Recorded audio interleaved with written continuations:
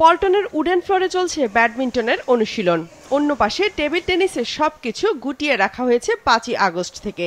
বৈষম্য বিরোধী ছাত্র আন্দোলনের শুরু থেকেই অনুশীলন বন্ধ হয়ে যায়। এরপর শেখ হাসিনা সরকারের পতনের পর টেবিল টেনিসের কোনো কর্মকর্তাকেই দেখা যায়নি ফেডারেশনে। এমন পরিস্থিতির কারণে অনুশীলনও বন্ধ। কোটা আন্দোলন হলো না, তারপর থেকেই ওই সময় থেকেই কেউ আসে না। আপনার নামটা? আমার নাম মোহাম্মদ জিশান। আপনি কে? এসকার। আর এমনি ছেলেমেয়েরা যে প্র্যাকটিস করতো ফেডারেশনে, সেই প্র্যাকটিস একেবারেই বন্ধ। একবারেই বন্ধ। এটা হচ্ছে নতুন প্যানেল করা হইতেছে, গতকালকে নতুন প্যানেল করা হইতেছে। মানে এটা হচ্ছে যে আগে যেই যারা ছিল ওই প্যানেলটা, তো ওই প্যানেলের মেয়াদটা শেষ হয়ে গেছিলো। তারপর একটা চিঠি দিচ্ছিল যে মেয়াদটা বাড়ানোর জন্য, মেয়াদটা বাড়াইছিল গত মাসে আপনার ওই আয় মন্ত্রণালয়, তারপর জাতীয় ক্রীড়া পরিষদে চিঠি পাঠিয়েছে যে নতুন প্যানেলের জন্য, নির্বাচনের জন্য। শুধু টেবিল টেনিস না, প্রায় অর্ধ ডজন ক্রীড়া ফেডারেশনের কার্যক্রম বন্ধ হয়ে গেছে আওয়ামী লীগ সরকার পতনের পর, যাদের সভাপতিরা ছিলেন মন্ত্রী, এমপি। এছাড়া সাধারণ সম্পাদক এমনকি কার্যনির্বাহী কমিটির সদস্যরাও ছিলেন দলীয় নিয়োগপ্রাপ্ত।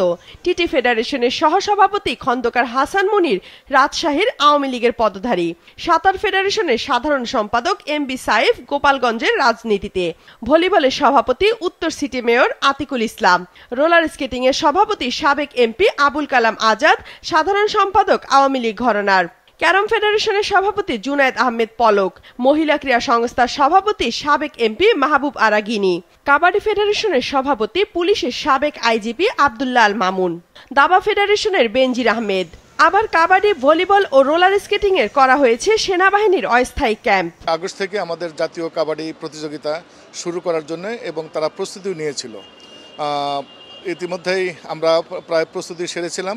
সম্মানিত সেনা সদস্যদের ক্যাম্প স্থাপিত হয়েছে বিধায় আপাতত স্থগিত। পরবর্তীতে খুব তাড়াতাড়ি আমরা দিক নির্দেশনা এবং এই খেলাটা শুরু করার প্রক্রিয়া শুরু করব। বরাবরই আমাদের আইজিপি প্রেসিডেন্ট হয়ে থাকে, সে সুবাদে আমাদের ফেডারেশন থেকে একটা পত্র দেওয়া হয়েছে নতুন প্রেসিডেন্ট নিয়োগ দেওয়ার জন্য। ও নিজে আসে, কখন আসে কাজ করে চলে যায়, কিন্তু জানে না কে কখন আসে।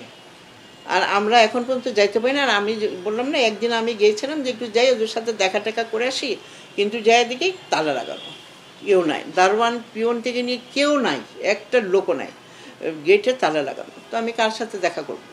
আমি চলে আসলাম। তবে কর্মকর্তাদের ছাড়াই ধীরে ধীরে নিজেদের গুছিয়ে নিচ্ছে অনেক ফেডারেশন, যে কারণে হ্যান্ডবল, জিমন্যাস্টিক্স, কুস্তি, টেনিস, ভারোত্তোলন সহ বেশ কয়েকটি ফেডারেশন অনুশীলন শুরু করেছে।